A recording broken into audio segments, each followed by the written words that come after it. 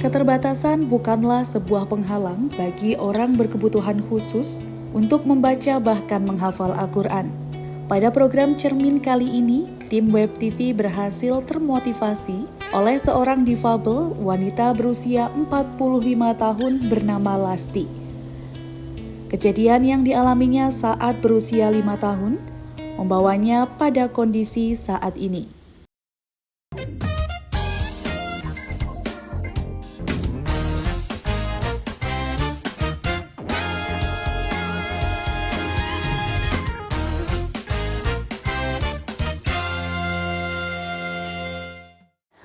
Rijalan kasiran wa nisa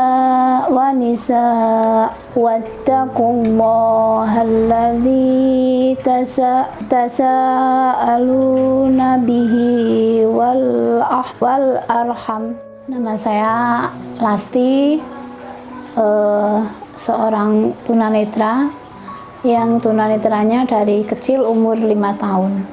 Berawal dari dulu katarak, tapi sudah terkomplikasi dengan infeksi lain sehingga menjadi katarak komplikata. Dan ketika saya umur sekitar 10 tahunan itu mata saya yang kiri, yang kanan itu kena kayu gitu mbak, kecolok gitu yuk.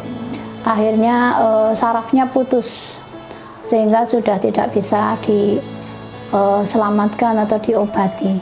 Ya, kegiatan saya sehari-hari selain saya ibu rumah tangga dengan 2 orang anak, saya buka klinik pijat ini terapi di rumah, dan juga ya insya Allah ada kegiatan-kegiatan sosial sebagai aktivis tunanetra untuk teman-teman disabilitas di Wonosobo mbak. Untuk pijatnya saya udah mulai 2010 mbak buka pijat ini. Kalau untuk kegiatan organisasi sudah mulai 2003. Jadi dulu ketika saya lulus SD terus saya kena tunanetra itu kan, terus saya masuk di Temanggung, di Penganti ya, punya Provinsi Jawa Tengah cuma di Temanggung. Itu di sana kita direhabilitasi, jadi diajarin huruf braille, kegiatan termasuk pijat ini juga kita kursus di sana. Jadi sejak masuk ke asrama itu mbak sekitar 93-an gitu. Saya alhamdulillah dapat dari Bandung, dari Ustadz Aan Zuhana yang kebetulan senior saya juga, tunanetra juga di Bandung. Terus kebetulan saya dulu butuh Al-Quran, terus beliau alhamdulillah diberi beliau 1 set Al-Quran Braille, sampai sekarang masih saya pergunakan mbak. Dulu saya kan termasuk anak bandel mbak di asrama. Jadi kalau pas belajar ngaji gitu kadang-kadang saya nggak masuk, cuma saya otodidak belajar sama temen aja mbak. Itu jadi nek pas ada acara ngaji kadang saya malah nggak masuk lah. Nek di musola habis sholat itu saya belajar sama temen gitu. Metodenya kalau di Braille nggak ada ikro ya mbak, tajwid paling mbak. Iya ya, semacam kayak ikro gitulah ya, belajar tajwid gitu. Pada dasarnya kalau Al-Quran Braille itu yang penting kita bisa Braille Latinnya dulu mbak, huruf Latin biasa gitu. Nanti kalau kita udah pinter Latin baru kita ke Braille, soalnya hurufnya itu hampir sama, cuma kalau Arabnya itu nanti ada tanda-tanda wakof, sukun itu tambahan begitu.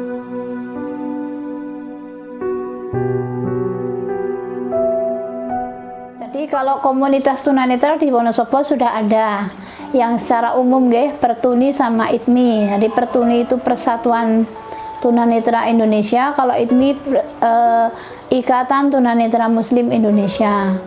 Lah untuk penggiatan pembacaan Al-Quran ini saya baru merintis teman-teman muslimah, baru 7 orang mbak. Nih, diharapkan nanti bertambah, dan saya berharap juga nggak hanya tunanetra nanti yang belajar, dari teman-teman Daksa mungkin dan teman-teman TRW ya, Bisutuli itu nanti mudah-mudahan saya berharap bisa bergabung dengan kita supaya mereka bisa membaca Al-Quran dengan baik dan benar. Gitu.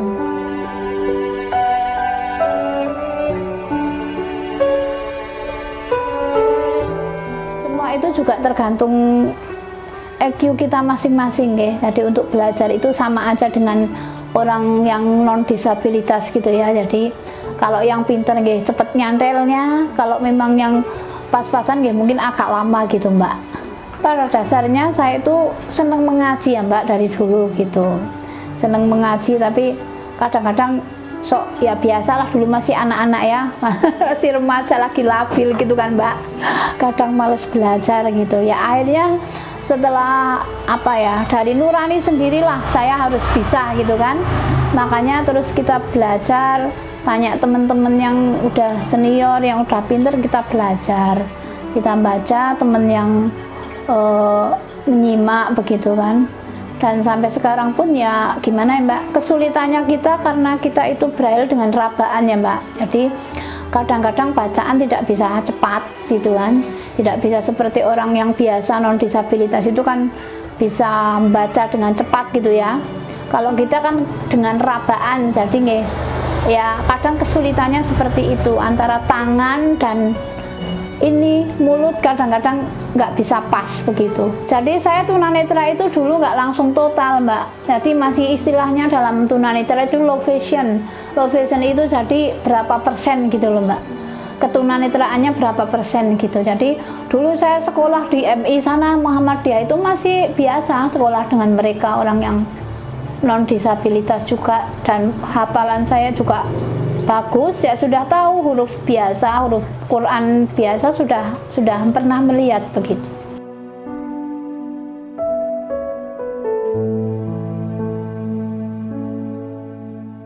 Saya berpesan khususnya pada diri saya sendiri ya, pada umumnya pada teman-teman disabilitas baik netra, daksa maupun TRW, dan juga meluasnya untuk masyarakat yang mempunyai kesempurnaan.